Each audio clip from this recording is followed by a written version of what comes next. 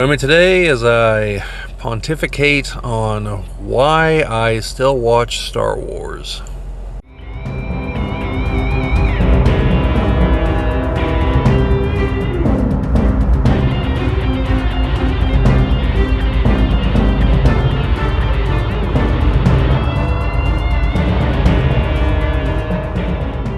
This is the Geek Cabal channel. My name is Bobbie, and today I'm going to be talking about Star Wars and why I keep watching it.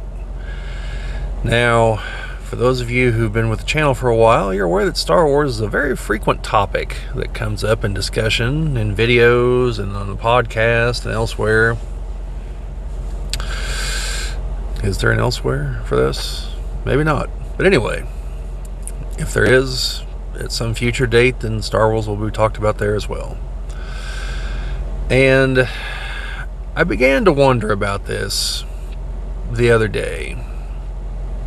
Had an introspective moment where this is kind of a culmination of some ideas that have been building in the back of my mind for a while. And part of it started with whenever I saw a gentleman in, I believe he's in England, Mr. H reviews, talking about the Alien franchise and how it's kind of a scattershot of different film genres within the franchise, and so the fan base itself is kind of split up. And you know, as much as I rag on Alien Resurrection, I like all the Alien movies. You know, I like Prometheus, I like Alien Covenant. Now, I can admit that some are better than others, for sure. And whenever Alien Romulus came out, I really wanted to go see it, and I went to go see it, and I thought it was great. It's the third best in the franchise. Now, it might be definitely behind 1 and 2, for sure. Those are masterpieces, but, you know, it was a good movie, in my opinion. Entertaining. Now, I've still only seen it the one time. But I don't think upon repeat viewings I'm going to think it's terrible. And so I began to wonder, you know, why do I treat the Alien franchise that way when, in my opinion, objectively, Alien Resurrection is not a good movie. It's got its flaws, but I watch it. It's entertaining. But I don't feel like betrayed by the people that made it. You know, and then I look at like the Terminator franchise, and I think most of the movies are okay. Dark Fate's a weak entry, and I've really only seen it the one time, but I don't think it was great. But I don't look at that franchise and it's like, how could they do this to me? You know, why have they done this? You know, they've wrecked everything. It's like, well, you know, I mean, if they do, they do. You know. The other movies are fine. And, you know, the Terminator Zero came out and it was pretty good. But, you know, I look at those two franchises and they have weak entries, several of them. And why is it that I don't get upset at those? Whereas I have begun to actively hate some of the entries in the Star Wars franchise. And I really began to wonder about this, you know, and it's not a matter of, well, by the time I watch them, several of those movies in the franchise already existed. That's not the case. You know, for me, they weren't just the past, because I saw Terminator before Terminator 2 came out in theaters. And then I saw Terminator 2 in theaters, and I've seen the rest of them in theaters, except for Dark Fate. And so, you know, that franchise, aside from the gap between when the first one came out, when I watched it, because it was a few years, you know, I was definitely not the target audience. But they, so for that franchise, that was not the case. For the Alien franchise, by the time Alien 3 came out, somewhere around in there is when I saw Alien and Aliens. And So for me, they were just old movies from the past, right? I didn't grow up with them or anything. But all of the Star Wars, I didn't see any of the original trilogy in the theaters, until like the re-releases later on. So they were all just old movies I saw at my house. I saw them more frequently for sure, and definitely saw them younger. So there's definitely an element of nostalgia, I'm sure. But I think there's more to it. I think I place a significantly higher value on the franchise, maybe. Something in it resonates more than the others. I don't know. And I've just been wondering about that. And so, again, maybe it's more intimately tied to nostalgia, because like I had Star Wars toys. There were no Terminator, Alien, Predator toys until the 90s, when Kenner got the insane idea to make toy lines based on exclusively R-rated franchises. Don't get me wrong, the figures were great, but at the time I was just like, even kid me was like, this might not be the greatest economic decision you could have possibly made, but figures were kind of cool. And so I don't know. Like, if Alien Romulus had turned out bad, it wouldn't have been soul crushing. It would have just been like, okay, it's a lesser entry in the franchise, whatever, and just moved on with my life. But The Last Jedi just, something just went wrong internally in here whenever I saw that. And I don't know what the difference is. And part of it is, I guess, that as an adult, because I've been an adult since all those movies came out, whereas, there's gaps, because the first Star Wars movies came out not exclusively before I was born, because I was born before Return of the Jedi came out. And then I saw the prequels in theaters. And then when I was a teenager, then time went on. Teenager for one of them. Yeah.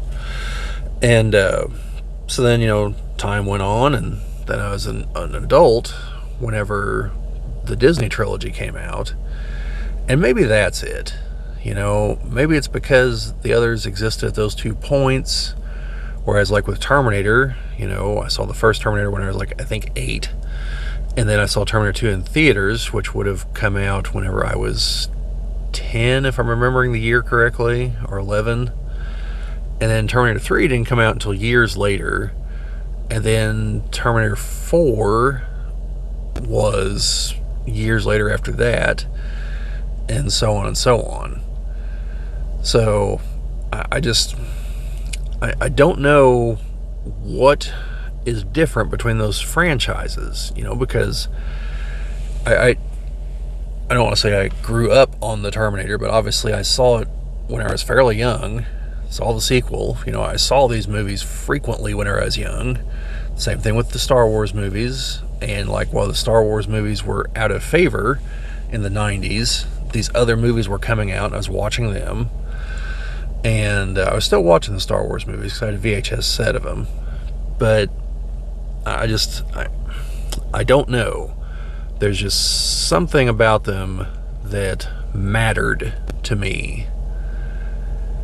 And something about The Last Jedi just broke that. And I know it's that movie specifically because I hate that movie. And I don't use that word lightly. Because due to some life experiences, I learned what the difference is between dislike and hatred. And this movie, some of the things that happen in this movie rise to that level, or very nearly to it. And I just don't feel that way towards the last one, The Rise of Skywalker. By that point, I just didn't care. And I just went to that movie just to see how the train wreck was going to unfold. Like, I had no expectations whatsoever, and I'm not upset at anything that happened in that movie. You know, it happened to a bunch of characters I don't give a shit about, so I don't care. And it could be that too. It could be specifically it's the characters that I cared about. You know, but I keep watching the other shows, and, you know, I recently did all those videos on the Acolyte, and I was being honest whenever I said I legitimately was watching those shows in the hopes it would improve, in the hopes it would be good, you know, because there's still an attraction to the whole mythology, the concept to me, even though I know deep down that it's probably not going to be good. You know, but I keep being randomly surprised, you know, like Rogue One. Rogue One was great. Andor was great. You know, Mandalorian season 1 and 2 were good. And, you know, 3 kind of fell off. I thought Ahsoka was at least entertaining. You know, I've got some problems with it. We talked about those in the videos we did. You know, but by and large, I thought it was entertaining. And so, I think it's specifically The Last Jedi. And I know this because, like I said, it's the emotion I feel for it that I don't feel for the rest. You know, like the fact the Acolyte was a train wreck, that doesn't faze me. You know, and when people say that, like, hatred is the opposite of love, they're wrong. Hatred is another strong emotion. You can only hate something if it just hits you to your core, okay? That's not the opposite of love. You know, love is a similar emotion. It's positive instead of negative. The opposite of love is apathy. Love is feeling, you know, that you can't live without something, you know, that it has become a part of you, you know, or that you want it to be a part of you, you know, or things along these lines. I'm not a poet, sorry folks. So its opposite is apathy, just an absolute lack of interest, caring. Whatever happens, happens. If it dies, it dies. You know, that's the opposite of love. And consequently, by the way, I think that's why some of the marketing that these people engage in is why they do, because rage is an emotion. It's a powerful emotion. It begs you to interact, which is what they want. Whereas if you hit the point of apathy, you just walk away. You know, you put it in the rearview mirror. It's that thing you used to know. You know, to quote to paraphrase the song from that guy we used to know who made that one hit song and disappeared, and now he's just that guy we used to know. But yeah, and so I have this feeling, well, lack of feeling towards Star Wars. You know, like when I saw the previews for the Acolyte, I was like, all right, it kind of looks like Star Wars. Like, let's see what it happens. But only a couple things have like brought back that feeling I used to have. Now, whenever I watch the original movies, I'm right there. And even the prequels, you know, I think Attack of the Clones is a weaker entry, but, you know, whenever I watch the other two anyway, you know, even though I can objectively say The Phantom Menace has issues, it feels like Star Wars. It looks like Star Wars. It's conveying the same kind of messages, you know, and so on and so on. You can tell that the man who made the other three made that one. And I don't get that feeling from a lot of what Disney has produced. You know, I do, like I said, I do from Rogue One. You know, I do from Andor, but Andor's a different kind of feeling. Andor is the what if Star Wars grew up, essentially.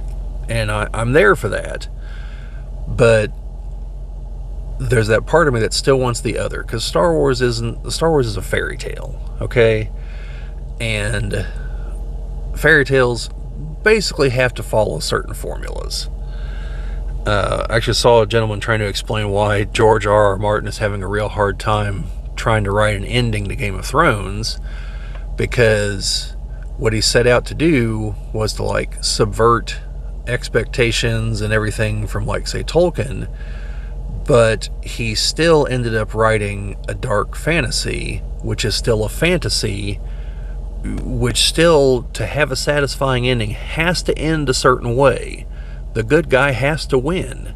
And the problem is, he either has the problem of there are no good guys, so it's just going to be like probably the least evil person is going to win, which isn't satisfying. That's not a satisfying end to a fantasy. Or it's going to be, or it's an internal issue that he has because of some of his potential beliefs based on what he said, and that he has a whole problem with, like, people being better than other people. And, well, the hero is the better person because he's the hero. He's the one who can do the things other people can't do. That's why, coupled with that internal drive, that's why he's the hero. Like in Star Wars, Luke Skywalker's the hero because he has the Force, because he has the will to do what has to be done. That's why he's the hero, and not, Joe Schmo rebel trooper here or there. So in fantasy, you have to follow certain tropes.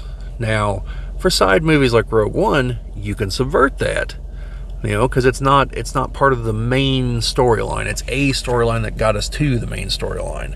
So there, you can have all the heroes get killed. You can have what appears to be the bad guys winning at the end. I mean, aside from the whole, A New Hope with the plans for the Death Star. You can have that. Empire Strikes Back, you can have what appears to be the Empire winning because the story's not over yet. The story's going to end with the destruction of the Emperor and the Death Star and all that, because that's the way it has to end, because it's a fantasy. And so in that respect, the Disney trilogy did follow that formula. They got it, that part. But how we got there was just awful. They actively denigrated, downgraded, and destroyed the characters of the original trilogy and their accomplishments in an attempt to raise up their new characters, and set up a plot line that just was like ridiculous. So, and I've argued this elsewhere, that Disney had the right idea. For them to continue to succeed with the franchise, they had to introduce new characters. Those new characters had to become popular, because they had to get a new crop of fans, because, the original trilogy came out, and the first entry came out in 1977. The fan base is getting a little up there in age. You have to continue to bring in new fans. But you don't do that at the cost of the older fans, because a major avenue of bringing in new fans is those people eventually have kids. And then they raise those kids showing them these movies. And especially if they're fairy tale-like movies, because the parents understand that there are important lessons imparted in these movies, such as, good can win. And there's a whole discussion on the purpose of fairy tales and things like that. But a big part of it is that it's not just letting your kids know in a fantastical way that there are monsters out there, but it's also letting them know that those monsters can be beaten. That ordinary people can overcome them. And so, and then of course you have the extra layer from Scooby-Doo that the monsters are also other people. But that's the purpose of these kind of tales, or as I think C.S. Lewis said, talking about tales of knights and chivalry and things like that, is that children are going to encounter horrors in real life. That's going to happen. So even if it's fake, you need to allow them to experience good and just, so that they know that it can exist, so that to balance it out, so they're not just, completely morose, mopey individuals. And so Star Wars, did that. It's literally the Joseph Campbell's hero's journey. But that it just feels off with the sequel trilogy, and especially coming off of the other movies. Because to get there, what had to happen? Luke has to become a hermit, forsaking the galaxy after betting it all on the good still inside Darth Vader, the ultimate movie villain. And, I saw an article one time ranking like the greatest scenes in Star Wars, and it actually put the lightsaber duel in Return of the Jedi at number 3, and it even said, like, yeah, you probably thought this was going to be number 1, didn't you? It's not. The greatest scene is whenever Vader finally ceases being Vader and does what he should have done a long time ago and kills the Emperor. And he does that because Luke just made himself completely vulnerable to whatever was going to happen, but he wasn't going to kill his own father. And Vader saw that. The cracks in the armor had already been forming as far as the Vader-Anakin divide. But that was the final straw. And then seeing Palpatine just, he knew he was evil, but just seeing that, like, that was it, And that, imparts another important lesson about the possibility of redemption, which is a very important human lesson that people need to learn. And so, there's a lot there. George Lucas really spent a lot, there's a lot of thought that goes into what's in these movies. I mean, yeah, sure, there's the space fights and the laser swords and all that other stuff, but there's a context to all of it, and that's why it resonates. Because otherwise, is it really that dramatically different from Star Trek? It's space adventure, space opera. But there's got to be something to it. And it's not just the special effects, because again, the first movie is almost 50 years old. Still looks fantastic though. But, there's that undercurrent, the tropes, like I said, the fantasy elements with the sci-fi veneer. And it's like the people who made the sequel trilogy kind of understood that. Like they've got bits and pieces of it there. But just the how they had to just crap on the original trilogy's characters, which retroactively begins eating away at the original trilogy. And I think that's probably a big part of why those movies, why The Last Jedi specifically, pisses me off so much. Because in The Force Awakens, we learn that Han and Leia did get together, had a kid, and then split up. And the kid became evil, and Luke just noped out on everybody. And then Han gets killed. And I guess when I saw it, it just really didn't sink into me yet that, by doing that, we will never see the three of them on screen ever again. I was already upset with they were like, oh, well, Han just went back to being a smuggler. No. Why would he become a smuggler, a deadbeat dad, and a bad husband? The events of the movie, the events that we were told led up to that could maybe lead to that, but we needed just a little bit more to make that believable. Because I don't think that the Han Solo who had what he needed to clear his name, which was the most important thing to him, than getting back to his life, who with that is no, this matters. I like Luke. I like Leia. The rebels are right. We have to stop the Empire. And turns around at the critical moment and shows up and bails Luke out so he can destroy the Death Star. The guy that does that and then just sticks with the rebels as a general, leading soldiers and everything, that guy's not going to be oh, well, things went bad with my son, I guess I'll just walk away. No, that guy is going to pursue Ben and try to force him back. This guy's never going to let Ben become Kylo Ren, or he's going to die trying. And it's going to happen a lot earlier. It's not going to happen 30 years later. Leia is not going to let the Republic disarm. That's just preposterous. Just utterly stupid. And it's all to set up a Rebel versus Empire thing because they're creatively bankrupt. And so all these decisions all stem from that, plus we have to generate new characters.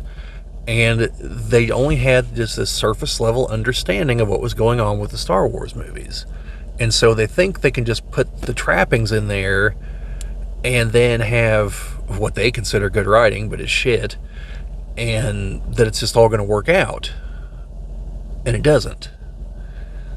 So, and they found that out the hard way. They're still finding that out. And so you have this, like I said, this scenario where Disney needed to make new characters. Rey, Finn, Poe, they could have all been interesting characters, and some of them have potential. Like an ex-stormtrooper going against the training, especially once we find out that they're basically child soldiers brainwashed into it. Like that's got story potential. Poe, an excellent fighter pilot, way too good, by the way. But again, that's part of the problem with them not understanding Star Wars. But an excellent fighter pilot, but is also a hothead if they wanted to go that route. Or he's just their version of Wedge. It's just he's been moved to the central cast and not just kind of a guy on the periphery. He can just be a good pilot and have an interesting character arc. That's fine. And then Rey. Rey could have been some nobody who powerful in the Force. Luke tries to get a hold of her for to train her.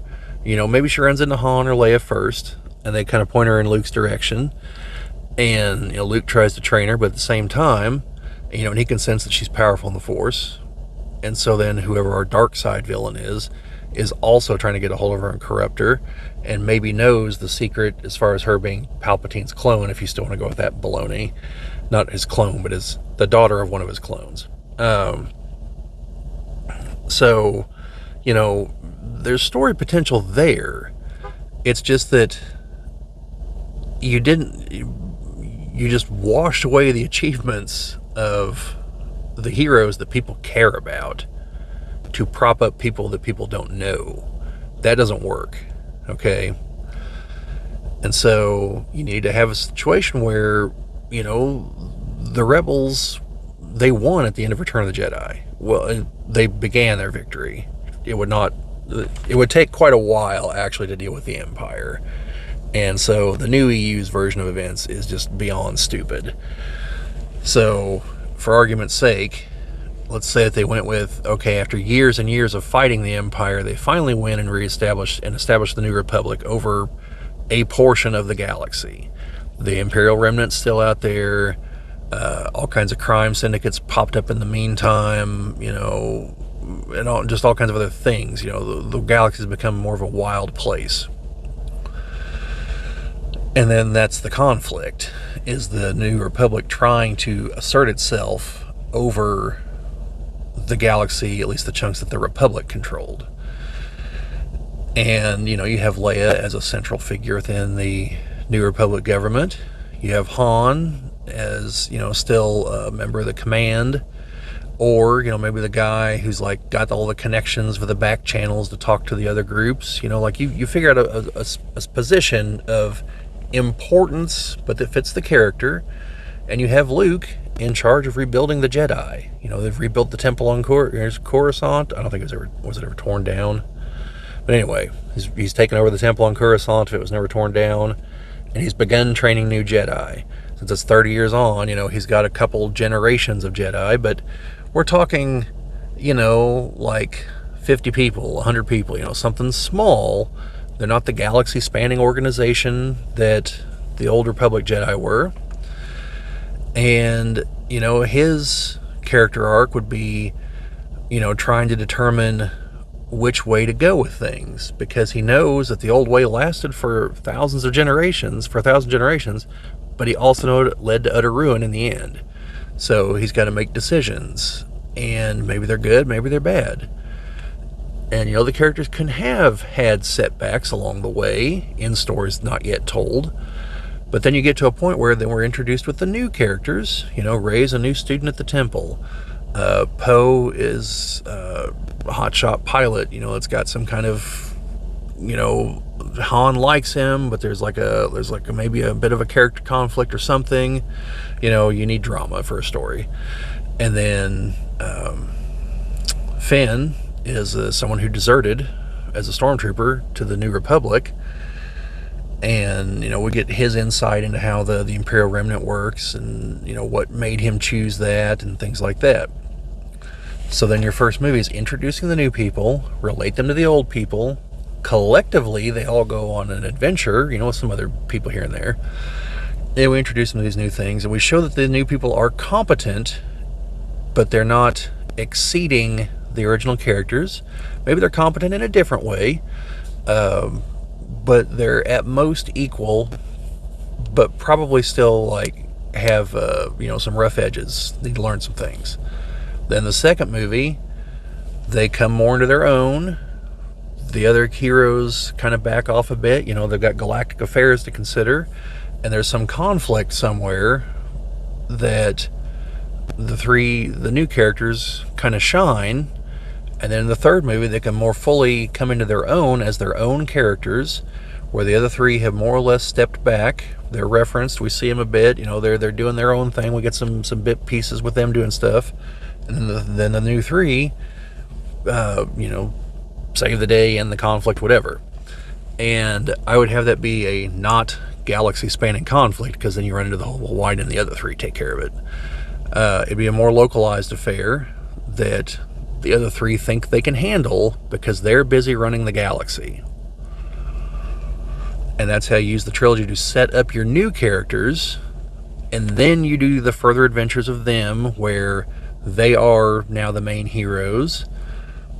And again, you repeat the cycle. You introduce new characters with them, and you have your old characters still in the background. As long as the actors are still alive, you keep having them show up, for references here and there, and if not, you reference them off screen. And eventually you reach a point where you're like, oh, well, so and so finally died of old age, and Luke has finally become one with the Force, and but by then you fully passed on the torch.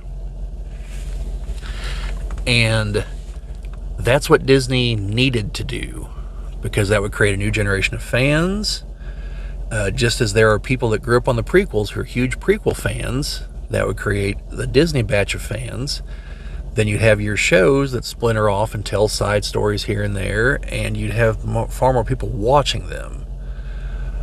Also, hiding them behind the paywall on Disney Plus was a terrible idea. They should have done something different. I've gone into I made a whole video about how the shows just don't work, but from a company financial standpoint. But anyway, so that's what they could have done. That's what they should have done. And had they done that, I would be eagerly anticipating every Star Wars thing coming out. As it is, I'm like, Skeleton Crew, I'll check it out. At the very least, I'll watch it to tell you folks how it is. But, no, just like, they didn't do that. They had to go with the route of, let's destroy what came before to show that we're just that much better, because they are terrible writers. That's what bad writers do, okay? They're given things like, oh, well, we've got to make this thing better. Well, how do we do it? Well, we show that the other thing was terrible. And I see this extends to, the discourse around these movies, too. And it's whenever I see people like, oh, well, it's not like the original trilogy had great writing. The hell it didn't. It had great writing. Some of the dialogue is a little bit off, of course. But the writing, the plotting and everything, no, it's spectacular. These movies are like a sixth grade play in comparison, to like a Broadway musical, and that's the problem. That's one of many problems. But even the people that came in with the Disney movies a lot of them, I don't know about a lot of them, it's hard to say, but a lot of them that are online take that stance of, well, it's not like the other movies were any good anyway. And it's like, what the hell are you talking about? The other movies are a cultural juggernaut. These are a footnote in history. These will be taught in business school about how to run a franchise into the ground. These will not be fondly remembered by anybody. Even you, the people that actually do like them right now. And so that stance of, well, the others weren't any good anyway. Well, why the hell did it matter then? You know, why do you care about the new ones if you're, by your own admission, the new ones aren't any good either? So why would you like them? You know, it's like, it's again, to cut back to the other franchises I mentioned, like in the Alien franchise.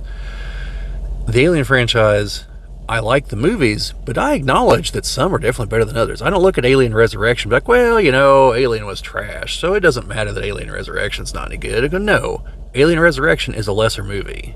Like, full stop. Alien and Aliens are masterpieces. Alien 3, I can at least see what they were attempting. Alien Resurrection was joke hour in the Alien universe. You know, Prometheus and Covenant, high production values. I like them, but I can see where other people don't. I don't think they're lesser entries. I think that Ridley Scott was trying to go for something different. The audience just wasn't having it. Romulus, entertaining, very good. And so I can acknowledge that parts of the franchise are less than other parts. I can say I like them, but I don't try to tear down the ones that are I'm not going to say objective, it's art, that are largely agreed to be superior products to make the others sound better. No, I'll say what they are. They're lesser products. You know? And that's what certain types of critics of things don't get. And it makes me wonder, like I said, if you're sitting there saying, well, if your whole defense of this is a bad thing is, yeah, but the others aren't any good either, then why do you like it? Okay, like, again, going back to Alien. I like Alien because Alien and Aliens are spectacular movies. That's why I like the franchise. The others are riding their coattails, okay? And I can acknowledge that.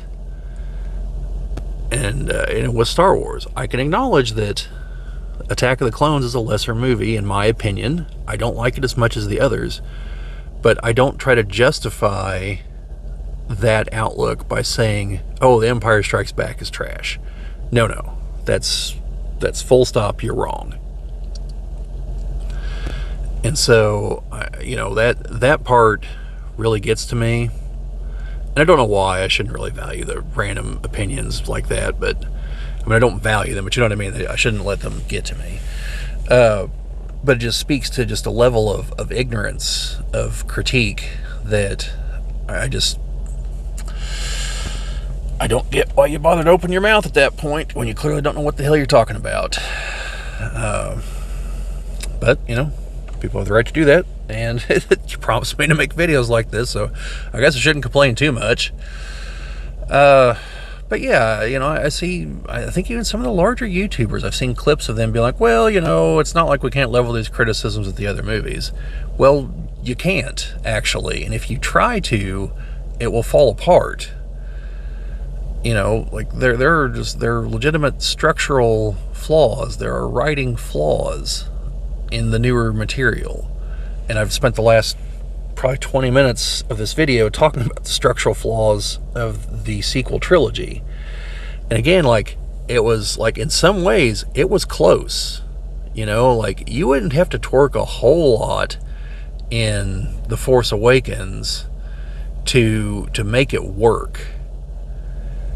And it's kind of what I mentioned when I think in the video talking about can Star Wars be saved, that a lot of it just comes down to writing. Okay, because there's a lot of things that we're told but we're not shown. Okay, it's like in The Force Awakens. We don't need to know that the Resistance has disarmed, essentially.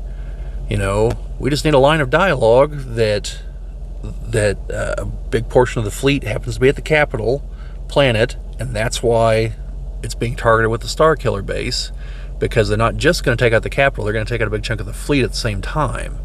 Now, ignoring the fact that that's preposterous, because the fleet would have to be tens of thousands of ships at the bare minimum to be able to patrol the galaxy. But that's a whole, like, sci-fi has no sense of scale kind of problem. So you just change some dialogue here. You have Kylo Ren just be some dark side Force user. You know, maybe he was Ben Solo's friend back at the Academy. Things went bad. Maybe that's part of why Ben is kind of on the borderline, and Luke isn't sure where to go with things with him, because he's never had to deal with this. You know, and he tries to build him up, you know, saying maybe there's hope for his friend, but secretly he has doubts that there is. You know, like, there's all kinds of ways you could have gone with this. And, you know, then, I don't know, Rey, you know, just someone that they find along the way, or she's a new student or something. You know, it was close. It was close to being able to make things work. And then The Last Jedi just burned everything down. You know, every possible good idea that existed. If I were to accept that, you know, The Force Awakens was at least a competently made movie, you know, The Last Jedi just burned it all to the ground. And then, like, as the final fuck you to the fans, just turned Luke into a miserable old man who accomplished nothing in his life of consequence. And so, you know, like he essentially defeated the Emperor, brought down the Empire, and then contemplated murdering his nephew because he had a bad dream about him, and now he just sits back drinking weird alien boob milk that's green and gross. And so, like, that is a gigantic middle finger to the fan base. And then I see people try to defend it. Like, well, at least it's something new. Well, you know, not everything new is good. Like, people really need to get rid of that idea. There's all kinds of new things that are objectively absolute shit. And I just don't understand that mentality at all. But that's just me. So no, subverting expectations? What the hell is that? You know, who I don't go to movies to have my expectations subverted. I go to movies to be entertained. Now, that can be a way of entertaining. You know, M. Night Shyamalan has built his entire career around that whole concept. And you see how far it's gotten him. Like, he keeps making movies and they keep not doing great. I happen to kind of like most of his movies, just saying. But, you know, it objectively is not a sustainable concept. Because then eventually the expectation is that you're going to subvert expectations, and so to subvert expectations, you revert back to the expectations. No matter what, you're beholden to the expectations. You're not actually doing anything new. You're just being a contrarian. And people like contrarians in small doses. They do not like them on a consistent basis, because it forces the contrarian, you know, the contrarian is forced into a situation where they're going against common sense and logic just to be a contrarian. And that just gets exhausting dealing with that. And so when that happens in movie form, that's just what happens. You know, people are like, oh, Jesus Christ, this again? And so, again, it's, like I said significantly earlier now in my ramblings here, it's a fantasy. You know, fantasy stories have guidelines. And Rian Johnson is not Stanley Kubrick. Okay, Stanley Kubrick understood a hell of a lot about filmmaking and knew when he could break the rules, because he understood why the rules existed, what they were meant to achieve, and what breaking them would accomplish. Rian Johnson just breaks things. Now, I've said before, you put him, you know, give him a movie set far away from everything else in Star Wars, could be entertaining. You know, I thought Glass Onion was a Glass Onion. No. That was the second one. I thought Knives Out was entertaining. I've seen some of his other movies I thought were entertaining. And again, in small doses, in the right circumstance, that mentality can work. Not in episode 8 of a 9-episode series that has been building for decades. That's not the point that you let the guy with some new crazy ideas jump in. That's the point when you get someone that's got, that's got a firm hand on the tiller, That's when you get like, well, not J.J. Abrams either, with his stupid mystery box baloney. That's when you get someone like Ron Howard, he would have probably done an excellent job. Or bring George Lucas onto the set, to give some ideas. I don't know, I'm sure there's plenty of other directors. Like, get Steven Spielberg. He probably would have refused, but you tell him, like, look, Steven, if a condition of you coming is that we bring George on set too, we'll do that. Because Spielberg gets Lucas and vice versa, and Spielberg's an incredibly competent director. He's got his own style. The movies that have a little bit of a look to them, that the Spielberg look that a lot of his movies have, that's fine. They would have been much better movies. So, anyway, that's my ramblings on why I get just so upset with certain things with Star Wars, but also why I keep watching, because there's that part of me clinging to hope that somehow someone is going to right the ship and that all will be well afterwards, and that I'll just be able to look back on the sequel trilogy like I do Alien Resurrection, a far, far lesser entry into the franchise, but it is what it is, and now we're into greener pastures.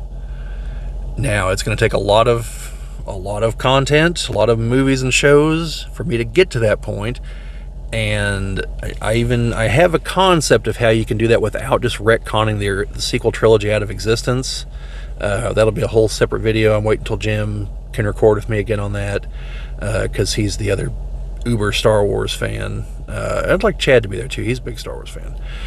But and Owen, all of them. So I'm waiting until we're all together, if I can at all help it. But at least Jim, because I have an idea that you could do it without taking out the sequel trilogy, essentially working around it and trying to use some ways to correct things, and but the obvious choice is to just remove it from canon, start over, and you're going to have to use deep fake CGI stuff like with Tarkin, for at the very least Carrie Fisher. I don't know if you'll get Harrison Ford back, just because I don't know if he wants to come back. Who knows? But anyway, that's my spiel on all this. If you stuck with me this long, thank you. Down in the comments, let me know, have you just completely given up? Are you still clinging to hope? Are you actually a fan of the Disney Star Wars movies? If so, why? And I'm not going to attack you for it or anything. Like, I'm legitimately curious. A gentleman responded in some of the Acolyte videos, and while I don't agree with his outlook, I'm interested by it. And I engaged him in conversation. I thought it was civil conversation. Again, I wildly disagree with what he's saying, but I do like to hear other opinions on things. I am actually a person that can change my mind on things.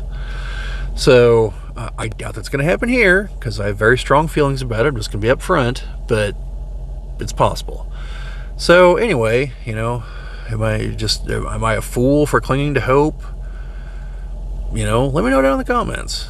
But otherwise, like, share, subscribe, all that fun stuff. It's YouTube, how it goes. Commenting and sharing are the greatest ways to help spread everything here. So if you do that, an extra thank you, and subscribing if you're not already, of course. But it all helps, I think. I don't think anyone actually understands the algorithm. I think it's just monkeys on a keyboard somewhere that randomly pick things. But anyway, thanks for watching. And remember, at least for now, which is contradictory to what I'm about to say, but here goes, the Force will be with you always.